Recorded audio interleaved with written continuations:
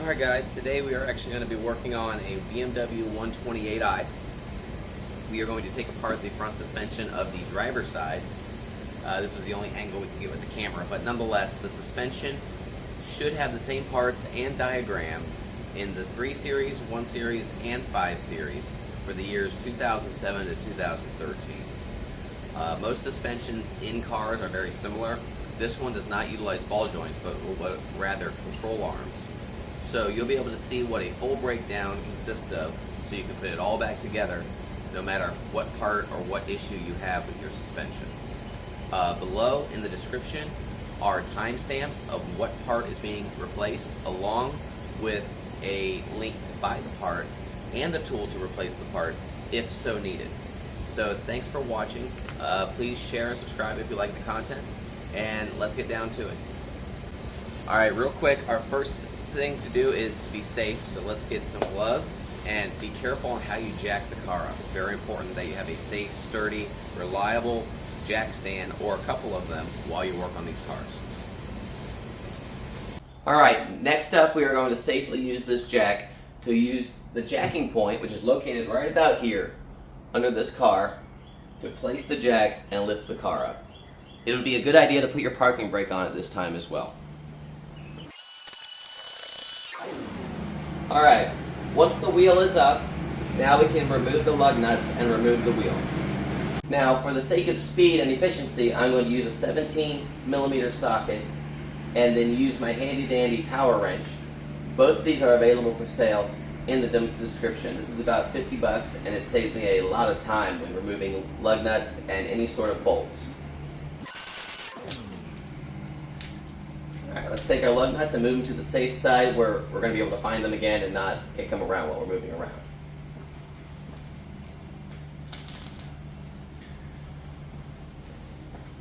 Now it's time to remove the wheel. If this is stuck on because it's been a while before you've used it, in the past I take a rubber hammer to the rim a little bit, but usually you can do it by kicking the bottom like such, or the top, and then it comes right off. The next step is to put a safety jack in front of the rotor here on the frame of the car, and then lower the jack here so that it supports on it, and then put the resistance back underneath this. So once again, we're going to put this safety jack on the frame of the car. Alright folks, always a good idea on these front wheel drive cars, because these spin normally without a CV axle coming through. You're going to need to remove this lug nut so that you can get this rotor off, and that requires a T40 Allen wrench, or an Allen wrench that is shaped like an L. I'm sorry, this is a Torx wrench, not an Allen wrench. So a T40 Torx wrench. And once again, I got my handy dandy power socket right here. These might need some help by having someone hold the brake caliper, or depressing the brake I should say, so that you can actually remove this, because you see how it spins. But because I know I've worked on this, I think I should be able to get this off like this. Yep, there we go. Now it's loose.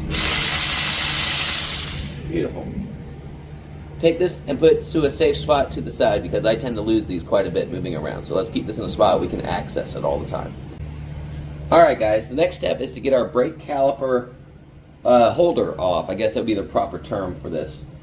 This little clamp here, you're going to need to put a flathead screwdriver as such behind it, pull towards yourself, and kind of keep your hand here because it tends to flick out and you don't want to damage your eyes or anything. Of course, you want to be as safe as possible. So let's just do this. Just required a little bit of force there. No big deal. But sometimes if they haven't been removed in a while, they'll kind of spring off, and you don't want to damage your face with these. So once again, this needs to come off. Let's put this to the side. Now, our next step is to get this piece off. This is the caliper, and the caliper brackets in the back.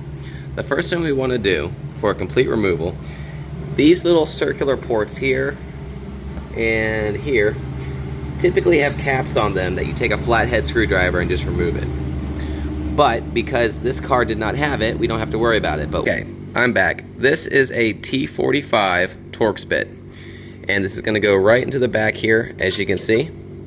Fits perfect. We're going to take a 3/8 inch ratchet and remove this. It's going to be that port and the top one right here.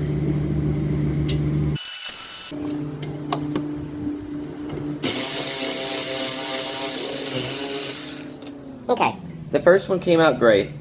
The second one is kind of stuck, so what I like to do is get a needle nose pliers and pull that out. Okay, we have our needle nose pliers here we're going to use to get the bottom caliper pin out. When we do that, it will loosen this up to the point we can take it off. Now we're going to be very careful not to stress this by letting it drop. It's good to prepare by having something underneath here, but I am in a position where I don't have something right now. I'm going to go get that. Nonetheless, watch what we'll do here. Okay, second caliper pin is out. We got both of them. Now, this will remove. Look at that, easy. One thing to note, guys, that I need to tell you, this part here is your brake wear pad sensor. Once this brake pad wears to the point that it starts rubbing this, it'll set a sensor off in the car that says you need to change your brakes. So this needs to be removed, and very simply, you just gotta wiggle it, and it'll come right off. Now, I have replaced these pads because they look new, so for the sake of education, I'm gonna show you how to remove them in just a little bit. But let's start by removing the brake caliper bracket, which is this piece here. All one unit. It requires an 18 mil and 18 mil right here on these two nuts. 18 millimeter wrench, or socket, I should say. Get this right back here. See? How easy was that? We got the second one out. Alright, so I had recently done this rotor, so it comes off easily. But what you'll notice if you're trying to replace your rotors, this will be rusted. And it will be very efficient and practical to use, WD-40. And then eventually what you'll have to do is take a sledgehammer or a regular hammer and whack the tops and bottoms of this to break it free. It will come free, but it will take some effort, so just be aware of that. And then we remove the rotor as such. Everybody, now that we got the rotor off and we have the brake caliper sitting over here safely, let's go ahead and get some of the easiest job done. This is for taking the dust shield off. You're going to need a 10 millimeter socket, and it could be a short or a deep well, but once again I got my popular power socket. It really helps my job here.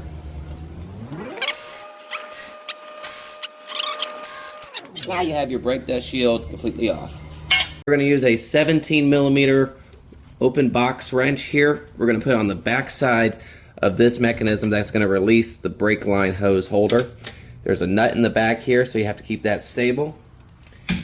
Oops. And then this is going to be a 14 millimeter socket, and we're going to you might need to break it free. I kind of cracked it free already, but we're going to spend about 10 seconds getting this off. And what that will do is release the brake hose, and be careful that the caliper is in a position that it's secure. That way you can get the it doesn't fall on you.